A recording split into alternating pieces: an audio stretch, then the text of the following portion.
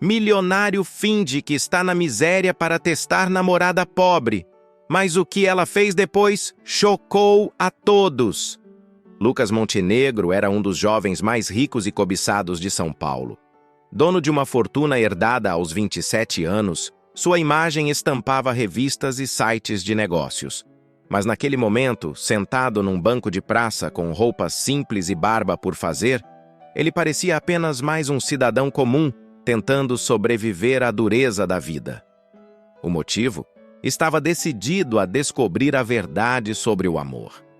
Cansado de ser visto apenas como um cheque ambulante, Lucas elaborou um plano ousado: esconder sua verdadeira identidade para testar os sentimentos da única mulher que havia tocado seu coração. A ideia parecia insana até para ele. Mas desde que conheceu Helena, uma jovem doce e batalhadora que trabalhava como garçonete em um café no centro, algo em seu peito dizia que precisava saber se o que ela sentia por ele era real. Durante 2 meses, os dois se encontraram casualmente, sempre com ele vestindo a pele de um homem simples, um vendedor ambulante que mal conseguia pagar o aluguel. Helena nunca reclamou da falta de luxo. Pelo contrário, parecia admirar sua coragem de lutar pela vida. E isso o deixava dividido entre o medo e a esperança. Helena tinha 23 anos e um passado cheio de cicatrizes. Abandonada pelo pai quando ainda era bebê e criada pela avó, cresceu com dificuldades, aprendendo desde cedo o valor de cada centavo. Trabalhar no café era cansativo, mas era também sua maneira de contribuir com as despesas de casa e cuidar da avó doente. Ela não tinha tempo para sonhos grandiosos ou planos de luxo, só queria amor de verdade. Quando conheceu Lucas, ou melhor, Caio, como ele se apresentava, sentiu uma conexão rara. Ele era gentil, atencioso e, acima de tudo, sincero. Ou pelo menos, era o que ela acreditava. No início, Lucas se sentia culpado por mentir, mas justificava a si mesmo dizendo que precisava ter certeza. Já havia passado por decepções demais. Mulheres que fingiam sentimentos até descobrirem quem ele era. Helena, no entanto, era diferente. Simples nos gestos, profunda nos olhares e com um sorriso que parecia curar qualquer dor. Em pouco tempo, ele se viu apaixonado por ela de verdade, não como uma experiência, mas como um homem que via nela a chance de começar de novo. Certa noite, depois de um passeio pelo parque, Lucas observou Helena sentada na grama, rindo com os pés descalços e um sorvete derretendo na mão. Ela não sabia que ele era milionário, e ainda assim, ali estava ela, feliz com tão pouco. Foi nesse momento que ele decidiu. Em breve, revelaria tudo. Contaria quem era de verdade, pediria desculpas e a convidaria a fazer parte da sua vida real. Mas o destino tinha outros planos. No dia seguinte, a avó de Helena sofreu uma piora repentina e precisou ser internada. Desesperada, ela pediu ajuda a Lucas, ou Caio.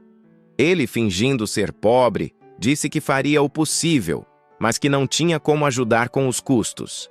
Helena chorou, mas não reclamou. Vendeu seus poucos pertences e se ofereceu para fazer turnos extras no café. Lucas assistiu a tudo em silêncio, sentindo o peso da culpa esmagar seu peito. Mas queria ver até onde ia o coração dela. Seria esse o limite? Seria ali que ela o abandonaria? Mas o que aconteceu depois o deixou completamente sem palavras. 2 dias depois, Lucas recebeu uma ligação anônima no número que usava como Caio. Era Helena. Ela não pedia ajuda. Na verdade, ela queria doar. Isso mesmo. Disse que, mesmo com tudo que estava passando, havia conseguido juntar uma pequena quantia vendendo doces na rua e queria compartilhar com ele, pois achava que ele estava passando mais dificuldade que ela. Você sempre foi bom comigo, Caio. Eu não tenho muito, mas quero te ajudar, pelo menos para comprar pão e remédio. Lucas caiu em prantos. Como podia? Como podia aquela mulher, naquele momento, ainda pensar mais nele do que em si mesma? Aquela ligação foi o ponto de virada. O plano de testá-la havia ido longe demais. Ele precisava contar tudo. Precisava vê-la e abrir seu coração antes que fosse tarde demais. Naquela mesma noite, mandou uma mensagem pedindo que ela o encontrasse no parque onde se conheceram. Helena chegou com o mesmo vestido azul simples, o cabelo preso em um coque e os olhos cansados, mas doces. Lucas, por outro lado, estava diferente. Roupas elegantes, carro importado estacionado ao longe e postura de quem carregava um segredo imenso. Quando ela o viu, hesitou. Ele sorriu nervoso. Helena, meu nome não é Caio. Eu me chamo Lucas Montenegro. Eu sou milionário. O silêncio foi como uma faca no ar. Os olhos de Helena vacilaram e ela deu um passo para trás. Isso é uma piada? Não. Eu escondi isso porque eu precisava saber se você me amava por quem eu sou, não pelo que eu tenho. E agora eu sei. Você é a mulher mais incrível que já conheci. E se você ainda me quiser, quero que venha comigo. Quero te apresentar ao meu mundo. Quero que a gente construa uma vida juntos, sem mais mentiras. Mas o que Helena fez depois chocou a todos. Ela olhou para ele por longos segundos, os olhos marejados. Depois, com um sorriso triste, apenas respondeu: Você teve todo esse tempo para confiar em mim, mas escolheu testar meu amor. E agora que sabe a verdade, quer que eu simplesmente esqueça? Ela se virou, caminhando lentamente para longe.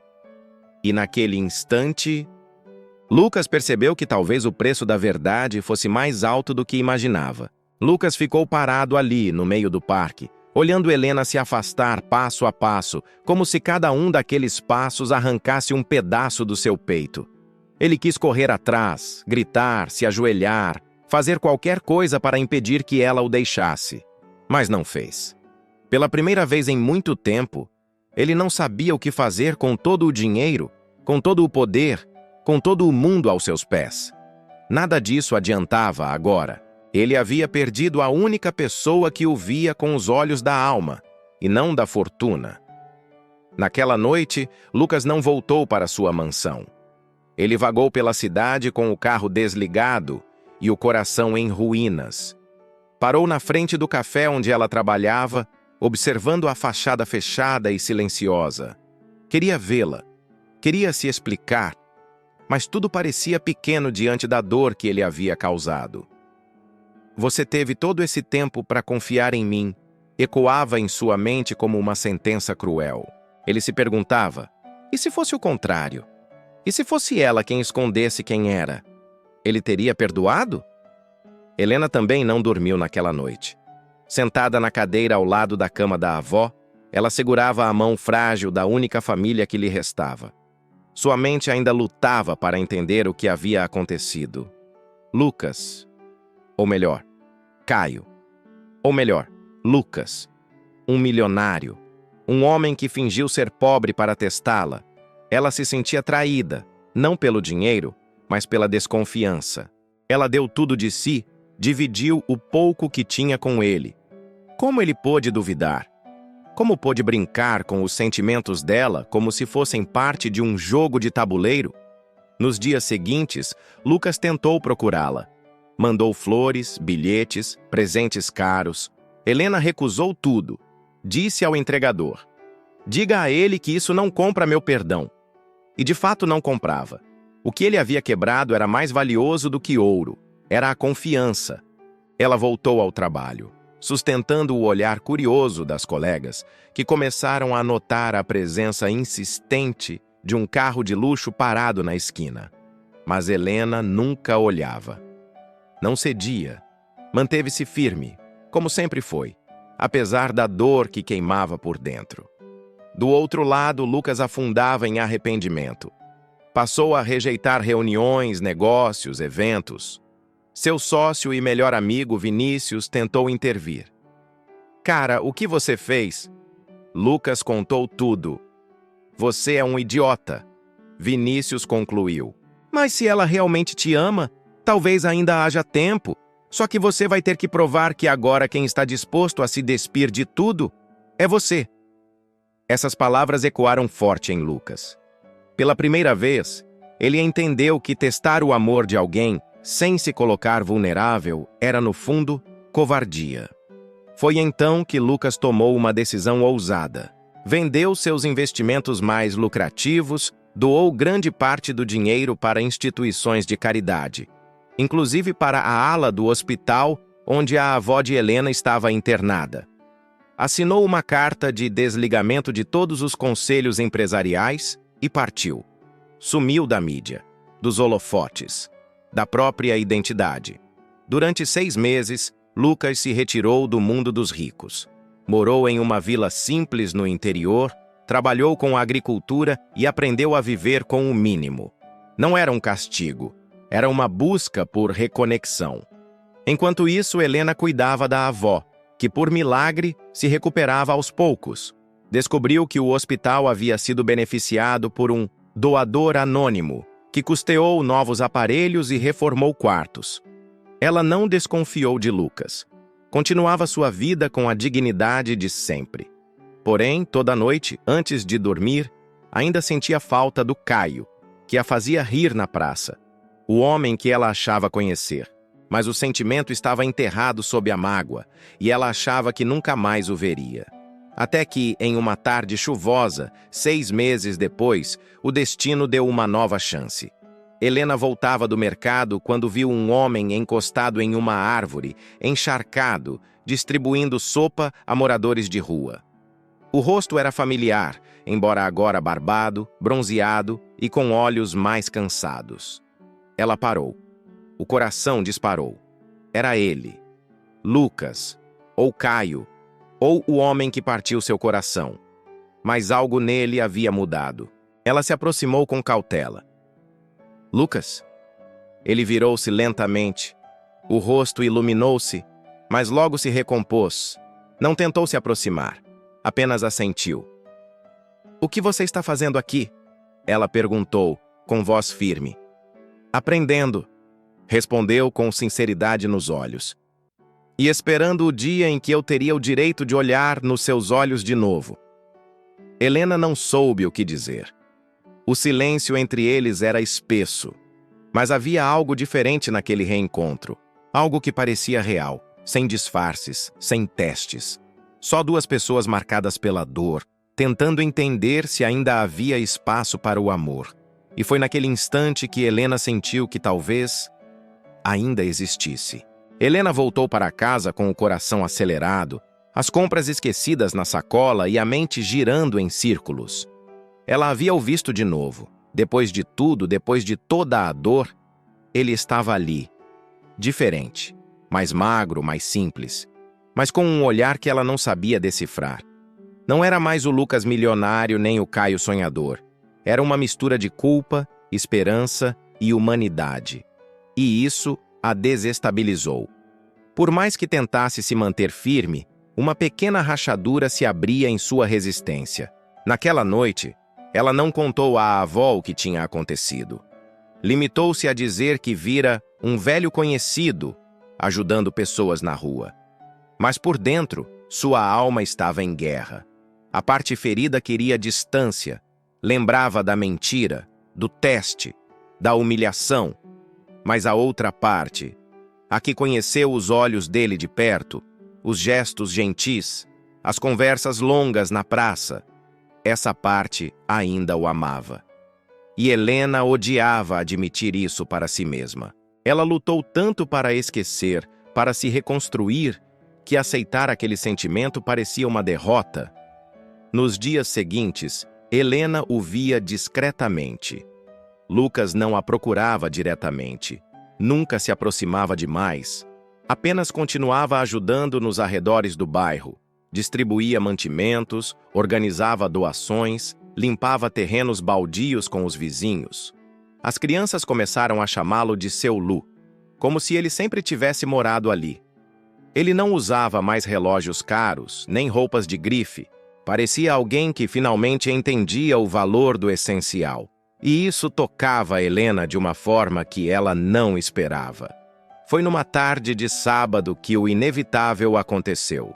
Helena estava na lavanderia do bairro lavando roupas quando Lucas entrou com uma sacola de lençóis velhos doados por um asilo. Quando viu Helena, hesitou. Ela também. O silêncio entre os dois foi pesado como chumbo. Mas dessa vez, Helena não fugiu. Respirou fundo e se aproximou. Então, agora você trabalha aqui também? Perguntou com um sorriso irônico. Lucas deu um leve sorriso, cansado, mas verdadeiro. Trabalho onde me deixam ajudar. Acha que ainda corro o risco de errar? Helena cruzou os braços. Não respondeu de imediato. Queria tanto perdoar, mas ainda doía. Ele percebeu. Eu não espero que você me perdoe, Helena. Só queria que você visse que eu também posso mudar, que talvez eu também mereça ser melhor. Ela olhou nos olhos dele. Havia arrependimento real ali. Mas ela ainda estava machucada. Pegou suas roupas e saiu sem dizer nada. Mas dessa vez, olhou para trás. Naquela noite, Helena escreveu uma carta. Era um hábito antigo. Escrever o que sentia quando não conseguia falar. Escreveu tudo, que sentiu como se tivesse sido testada como um objeto, que confiou cegamente e se sentiu traída, mas que também lembrava de cada pequeno gesto que a fez sorrir. Ela dobrou o papel e guardou na gaveta. Ainda não estava pronta para entregar, mas só o ato de escrever a fez chorar e curar um pouco. Enquanto isso, Lucas continuava ali, dia após dia. Recusava entrevistas, ignorava a imprensa que o caçava desde que sumiu. Passou a morar em uma casinha de 2 cômodos nos fundos de uma igreja. Trocava favores por comida. Começou a escrever também. Sobre ele, sobre os erros que cometeu, sobre como se perdeu dentro da própria riqueza e quase destruiu a única coisa verdadeira que já teve. Um dia, o padre local lhe perguntou: por que você não volta para sua vida de antes? Você tem recursos, nome, poder. Lucas respondeu com os olhos fixos na janela. Porque agora eu conheci uma versão de mim que finalmente me deixa dormir em paz. O tempo passou. Helena começou a amolecer aos poucos. Um dia viu Lucas ajudando um senhor idoso a carregar sacolas pesadas até em casa. Outra vez, o viu limpando a calçada em silêncio, suado e sorrindo para uma criança. E sem perceber, começou a visitá-lo com desculpas bobas. Tenho umas roupas que talvez você possa doar. Esqueci esse livro no café. Pode devolver para mim? Os encontros ficaram mais frequentes, mais leves. A tensão deu lugar à curiosidade, e a curiosidade reacendeu algo que nunca tinha morrido.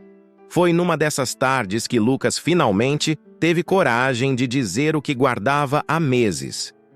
Eu não quero você de volta por pena, nem por passado. Eu quero merecer seu futuro. Mas se você disser não, eu vou entender. Só precisava dizer que nunca amei ninguém como te amei. E ainda amo. Helena ficou em silêncio. Seus olhos se encheram de lágrimas. Ela olhou para o chão, depois para ele. E com a voz baixa disse: eu preciso de tempo. Eu te dou o tempo que você quiser. Um dia, um ano, uma vida.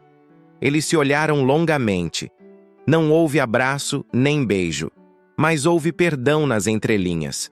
E pela primeira vez desde a despedida no parque, a esperança nasceu de novo entre eles. Lucas caminhava pelas ruas do bairro com passos leves, mas a mente carregava um peso que ninguém via. Por fora, parecia tranquilo, mas por dentro ainda enfrentava fantasmas antigos, que vinham muito antes de Helena, muito antes da fortuna. Aquela decisão de abandonar tudo não foi só por ela. Foi por ele mesmo, porque a verdade era que Lucas cresceu cercado de luxo, mas nunca soube o que era amor de verdade. Desde pequeno, viveu em mansões frias, com empregados sorrindo por obrigação e pais sempre ausentes. Seu pai, Henrique Delmonte, era um magnata implacável, dono de empreendimentos no Brasil e fora. Sua mãe, Clara, morreu quando ele tinha apenas 10 anos. Foi ela quem o ensinou a ouvir música clássica, a ajudar os jardineiros da casa, a valorizar as coisas simples. Quando ela morreu, levou consigo a única parte humana daquela casa. Depois disso, Lucas se tornou um adolescente rebelde, frio, moldado à imagem do pai. Estudou nos melhores colégios, formou-se em economia, herdou parte das empresas da família aos 25 anos. Mas nada o preenchia. A cada mulher que se aproximava, ele desconfiava. A cada relação, testava, duvidava, se afastava, até conhecer Helena, que parecia diferente de tudo que ele conhecia. Ela não queria seu dinheiro. Ela ria das piadas bobas, admirava flores no caminho e chorava ouvindo histórias de superação. E foi por medo de perder isso que ele atestou. Um erro que agora doía como uma ferida aberta. Naquela semana, o pai de Lucas, que vivia internado em uma clínica de repouso por causa de um AVC, o chamou para uma conversa. Lucas foi. Mesmo depois de todo o distanciamento, ainda carregava o peso do sobrenome Delmont. No quarto silencioso da clínica, Henrique o observou com olhos cansados e voz embargada. Você me decepcionou, Lucas. Pela primeira vez, pai. Eu acho que fiz a coisa certa. Sair da empresa? Abandonar a herança? Dormir em casebres e andar como um mendigo? Eu estava morrendo aos poucos. Você nunca percebeu. Eu me tornei você. Frio, desconfiado, vazio. Até que conheci alguém. E estraguei tudo tentando protegê-la do meu próprio mundo. Henrique ficou em silêncio por um tempo, até murmurar. Você ainda pode consertar, se for honesto. Com ela e com você mesmo. Aquela conversa foi um divisor de águas. Lucas percebeu que, apesar de tudo, o pai também carregava arrependimentos. Talvez fosse tarde para eles, mas não precisava ser tarde para ele e Helena. Do outro lado da cidade, Helena também enfrentava seus dilemas. Ela havia lido a carta que escreveu semanas antes. Agora tudo parecia mais claro. Ela via o esforço de Lucas, os olhos sinceros, a humildade nos atos, e sentia que precisava fazer algo também, não por ele, mas por ela mesma, para se libertar da mágoa que ainda a aprisionava. Na igreja do bairro, durante um culto silencioso, Helena fechou os olhos e fez uma oração sincera. Pediu clareza, paz, coragem. E ao abrir os olhos, sentiu uma leveza que não sentia há muito tempo. Naquele mesmo dia, decidiu fazer uma visita surpresa a Lucas. Levou uma marmita com a comida preferida dele, estrogonofe com batata palha, que ela aprendeu a fazer num fim de semana que passaram juntos, anos atrás. Quando chegou à casa simples nos fundos da igreja, ele estava escrevendo. Um caderno surrado em mãos, as palavras saindo com pressa. Espero que ainda goste de estrogonofe, ela disse interrompendo. Lucas ergueu os olhos, surpreso. Sorriu. Um sorriso tímido, sincero, quase infantil. É meu preferido, respondeu. Sentaram-se no pequeno jardim, em silêncio. Comeram devagar, sem cobranças, sem perguntas. Como dois velhos conhecidos que finalmente se entendem com o olhar. Depois da refeição, Helena perguntou. O que você escrevia? Lucas hesitou, mas depois estendeu o caderno. Ela leu. Eram páginas e mais páginas sobre ele, sua infância, sua dor, o amor por ela, o erro, o arrependimento e o desejo de recomeçar. Helena chorou em silêncio. Quando terminou, fechou o caderno com cuidado, como se fosse algo sagrado. Você finalmente está sendo você mesmo, Lucas. Ele assentiu, os olhos marejados. E ainda assim, não sei se isso é o suficiente para te ter de volta. Helena respirou fundo. Olhou o céu tingido de laranja pelo fim de tarde. Talvez o amor não esteja em voltar, mas em reconhecer que ele nunca foi embora. Foi ali, naquele momento, que os dois se abraçaram pela primeira vez desde a separação. Um abraço que não prometia futuro, mas selava o perdão. E isso já era muito mais do que Lucas jamais esperou merecer. 2 dias após aquele abraço silencioso, Helena começou a visitar Lucas com frequência. Sem rótulos, sem pressa. Ele seguia morando na casa simples, agora cuidando das plantas e escrevendo sobre suas descobertas internas. Pela primeira vez, Lucas parecia vivo. Mas a tranquilidade não duraria. Naquela manhã de quarta-feira, enquanto tomava café com Helena no jardim, Lucas recebeu uma ligação de número desconhecido. Ele hesitou, mas atendeu. Do outro lado, uma voz grave e familiar. Ernesto Rocha, seu ex-braço direito na Delmont Corp, o homem que havia ajudado seu pai a manter o império de pé por décadas. Lucas, precisamos conversar. Pessoalmente. É urgente. Por quê? Porque você está correndo perigo. E ela também. O tom sério fez o coração de Lucas gelar. Despediu-se de Helena e marcou um encontro com Ernesto em um galpão antigo da empresa, no centro. Chegando lá, encontrou um homem envelhecido, mas ainda com o olhar de lobo. Firme, estratégico, sempre um passo à frente. O que está acontecendo? Seu pai morreu ontem à noite. A imprensa ainda não sabe, mas isso não é o mais grave. Lucas se calou. Apesar da distância, sentiu um nó na garganta. Henrique Delmont havia partido sem uma última conversa de reconciliação. A Delmont Corp vai ruir, Lucas. Seu pai estava envolvido em esquemas de evasão fiscal e documentos comprometendo seu nome, e o seu, foram enviados a promotores. O nome Delmont está manchado. E você, sendo herdeiro direto, pode ser arrastado com tudo. Lucas não conseguia respirar direito. Tudo aquilo parecia surreal. Por um instante pensou em fugir, sumir. Mas então lembrou-se de Helena, do jardim, das conversas simples, do recomeço. Ele não podia deixá-la em perigo. O que eu preciso fazer? Se afastar de tudo, de todos. Deixar que eu e os advogados cuidemos disso. Volte para a sua vida simples. Se você aparecer agora, a imprensa vai te devorar. E ela vai ser arrastada junto.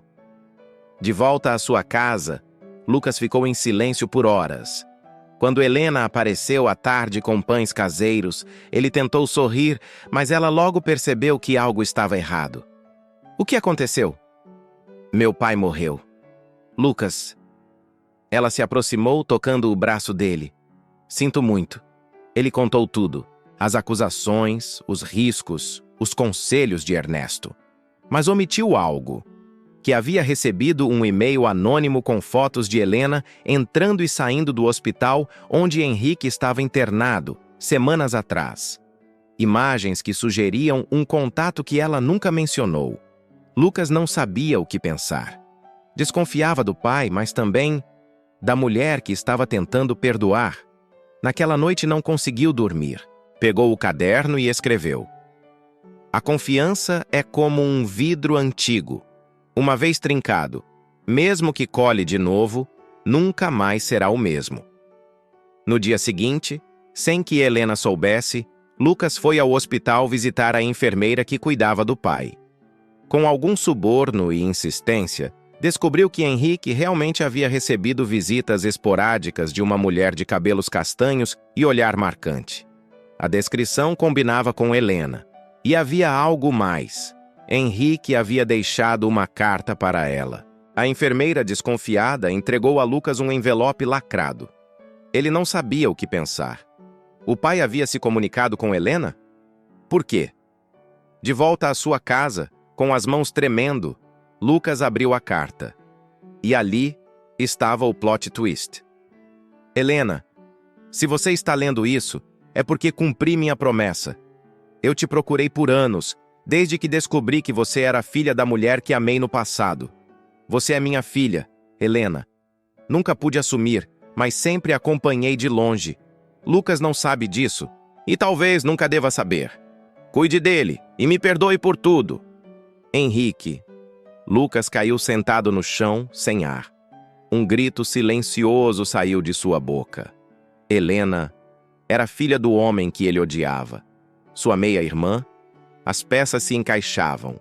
A ternura que Henrique demonstrou no fim, a simpatia repentina de Helena pela clínica, os silêncios, as lágrimas. Agora tudo estava em ruínas outra vez. Helena, que chegou minutos depois, viu Lucas pálido, segurando a carta. O que é isso? Ele não respondeu. Apenas a entregou o envelope, com os olhos cheios de medo. Quando Helena leu, deixou a carta cair no chão. Um silêncio sepulcral se instalou. O mundo dos dois acabava de virar de cabeça para baixo. Helena não conseguiu respirar por alguns segundos. As palavras de Henrique dançavam em sua mente como uma sentença. Você é minha filha. Sua garganta secava e as mãos tremiam descontroladamente. Lucas, do outro lado da sala, parecia uma estátua. Nenhum dos dois sabia o que dizer. Isso não pode ser verdade, sussurrou ela, quase sem som. Helena.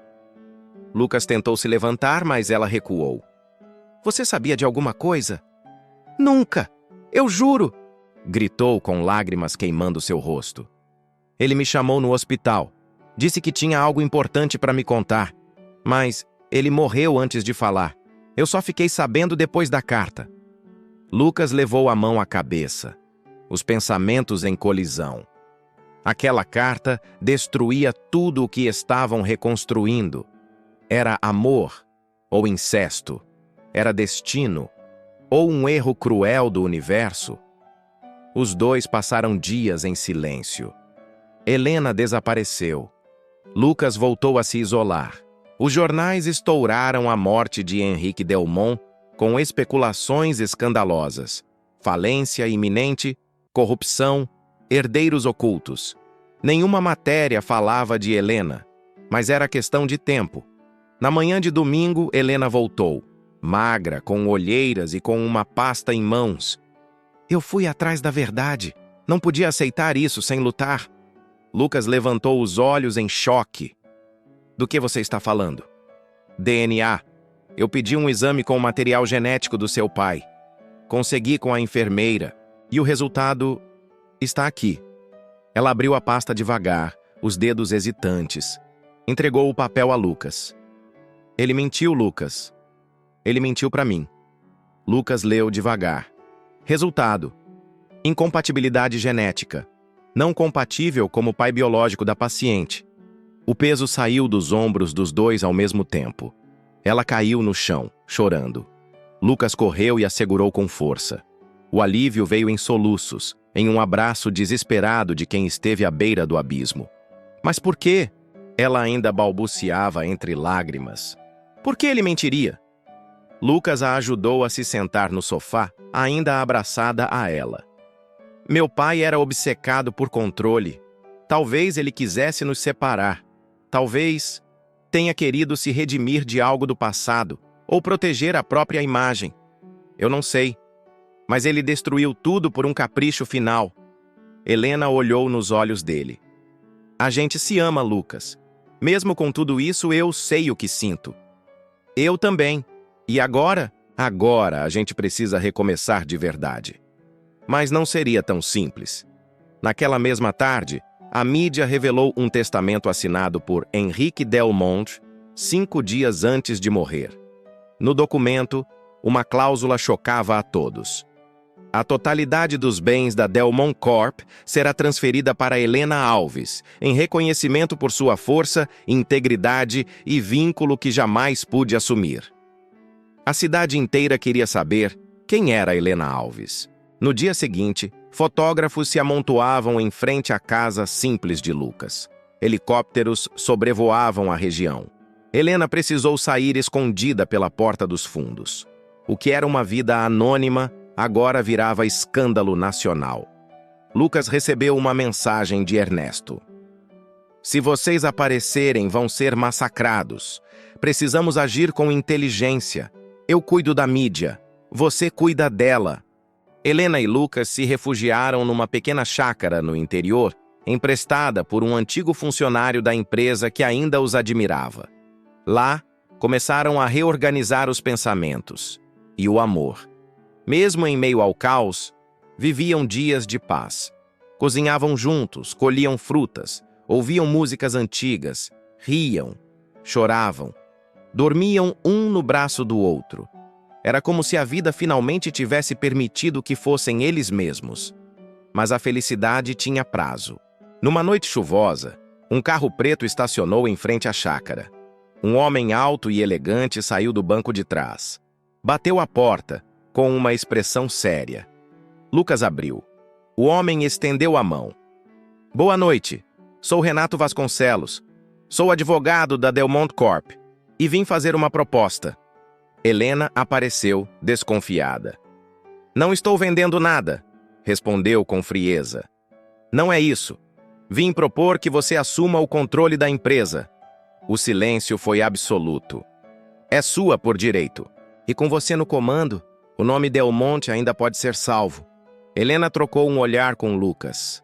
A mesma empresa que os destruiu, agora estava nas mãos dela? Ela respirou fundo. Me dê uma semana. E uma condição. Lucas volta como meu sócio. Renato sorriu. Isso pode ser arranjado. 6 dias depois, Helena Alves atravessava as portas giratórias do edifício Delmont sob os flashes de dezenas de câmeras. Vestida com um tailleur branco impecável, salto alto e a cabeça erguida, ela caminhava como quem nasceu para aquele momento. Mesmo que tivesse passado a vida inteira acreditando que não pertencia a lugar algum. Lucas a acompanhava ao lado, agora como sócio e conselheiro estratégico. Seu olhar era protetor, mas também orgulhoso. A menina da comunidade, a garçonete humilhada, agora era CEO da multinacional Delmont Corp. Na coletiva de imprensa, Helena não hesitou. Sei que meu nome nunca esteve ligado à elite desta empresa. Mas hoje, estou aqui não por causa de um sobrenome, e sim porque enfrentei todas as mentiras, rejeições e humilhações com dignidade. E agora, é a vez de recomeçarmos. Os aplausos foram contidos. A sala estava repleta de acionistas céticos, jornalistas venenosos e diretores desconfortáveis. Mas ela não tremia. No primeiro mês, Helena fez o que ninguém esperava. Auditou toda a empresa, demitiu diretores corruptos, aumentou os salários da base e criou um novo setor de responsabilidade social com foco em comunidades carentes, a mesma realidade de onde veio.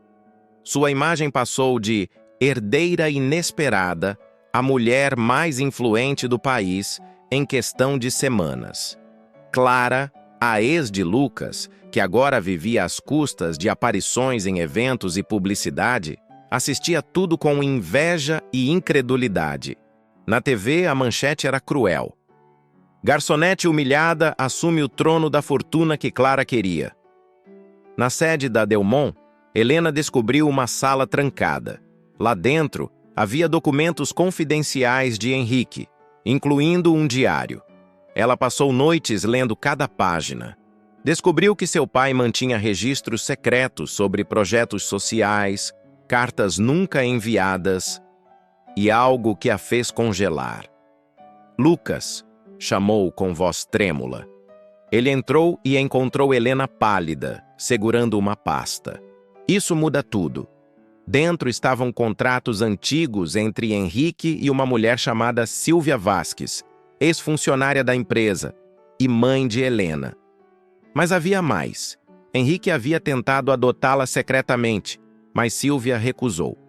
Os registros revelavam que ele pagava pensão, pagava a escola, mas sempre em segredo. Ele quis me ajudar, murmurou Helena. Do jeito torto dele, mas tentou. Você ainda quer vingar o passado? Não. Agora eu quero algo maior. Na semana seguinte, Helena anunciou a maior reestruturação da história da Delmont. A fusão com uma empresa humanitária internacional. A nova Delmont seria sustentável, ética e voltada para impacto social. Os críticos aplaudiam. Os antigos tubarões de terno rangeram os dentes, mas o sucesso trouxe inimigos perigosos. Na noite do grande evento de lançamento da nova marca, Helena se preparava em sua cobertura quando uma ligação a fez gelar. Se você subir naquele palco, vai se arrepender. Tem coisas que você não sabe sobre seu passado. Era uma voz anônima, masculina. Lucas quis cancelar tudo, mas Helena respirou fundo. Eu lutei demais para chegar aqui. Não vão me parar agora. Ela subiu ao palco no centro de convenções mais luxuoso da cidade. Luzes, música, centenas de convidados. Quando começou seu discurso, todos se calaram. Esta empresa já foi símbolo de ganância. Hoje ela será símbolo de transformação. Eu sou a prova viva de que não importa de onde você veio, e sim o que você faz com a dor que te deram. Ovacionada de pé. Mas ao descer do palco, um envelope estava sob sua taça de champanhe. Nele, apenas uma frase. Você não é filha de Henrique, mas ele matou o seu pai verdadeiro. Helena perdeu o fôlego. A mão tremeu. Lucas segurou seu braço. O que houve? Ela olhou nos olhos dele, em silêncio. A história ainda não acabou. O bilhete anônimo ainda tremia nas mãos de Helena. Ela o leu mais uma vez, tentando processar cada palavra como se seu coração não estivesse prestes a explodir. Você não é filha de Henrique, mas ele matou o seu pai verdadeiro. O peso daquelas palavras apertava sua garganta. Pela primeira vez, ela não sabia se confiava em sua própria história. Na manhã seguinte, tomada por um medo que se misturava à urgência, Helena foi até a casa de sua mãe biológica, Silvia Vasques. Era uma casa pequena, simples, numa rua sem saída. Quando Silvia abriu a porta e a viu, seu rosto perdeu a cor. Helena, sussurrou. Depois de tantos anos, sem dizer nada, Helena mostrou o bilhete. Silvia leu em silêncio, depois se sentou no sofá, derrotada. Me diz que isso é mentira, pediu Helena, a voz embargada. Me diz que o Henrique não matou meu pai.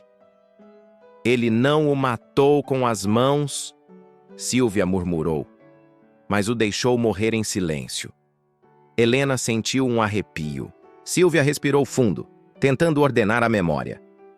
Seu verdadeiro pai se chamava Davi Moreira, um engenheiro brilhante que trabalhou na Delmont. Era íntegro, denunciou um grande esquema de corrupção dentro da empresa e foi afastado. Pouco depois morreu num acidente. Mas nós duas sabemos que não foi acidente. Helena sentiu o sangue gelar. E Henrique? Ele era amigo de Davi, ou fingia ser. Sabia de tudo. Acobertou os culpados. E... quando Davi morreu, te registrou como filha. Achei que estaria te protegendo, mas só estava apagando sua história. Naquela noite, Helena não dormiu. Chamou Lucas e foi com ele até a antiga sede da Delmont. Vasculharam arquivos, móveis antigos, documentos secretos, até que encontraram, atrás de uma estante pesada, um cofre antigo. O cofre estava enferrujado, mas Lucas conseguiu arrombá-lo. Dentro, havia um envelope com o nome Davi Moreira, escrito à mão, e um pendrive. No vídeo, um homem de olhar cansado e sincero dizia: Se você está vendo isso é porque tentaram me calar. Minha filha, lute por justiça, mesmo que doa. As lágrimas correram pelo rosto de Helena. Ela sabia o que precisava fazer. No dia seguinte, entregou o material ao Ministério Público. O escândalo explodiu na mídia. A notícia de que a atual CEO da Delmont havia exposto crimes do passado chocou o país. Mas ela foi além. Decidiu renomear a empresa. A Delmont, símbolo de impunidade, virou Fundação Moreira, voltada para ações sociais, educação e transparência. No tribunal, Helena depôs contra antigos executivos e até membros da família Delmont. Enfrentou críticas, ameaças e tentativas de desacreditar sua história. Mas ela permaneceu firme. Lucas, sempre ao seu lado, foi seu porto seguro. Você me testou fingindo ser pobre, disse ela numa noite tranquila no terraço. Agora sou eu quem pergunta. E se eu não tivesse mais nada? Eu me apaixonei por você quando tudo o que você tinha era coragem. Isso nunca muda, respondeu ele sorrindo. Meses depois, os culpados foram condenados. A história de Davi Moreira foi resgatada. E Helena passou a assinar com orgulho o nome completo: Helena Alves Moreira. Num grande evento transmitido ao vivo, ela fez um discurso que arrancou lágrimas do país inteiro. Fui criada sem saber quem eu era. Me disseram que eu não valia nada, que eu era só mais uma, mas eu sou filha de um homem honesto que morreu lutando pela verdade. E hoje eu luto por todos que um dia foram silenciados.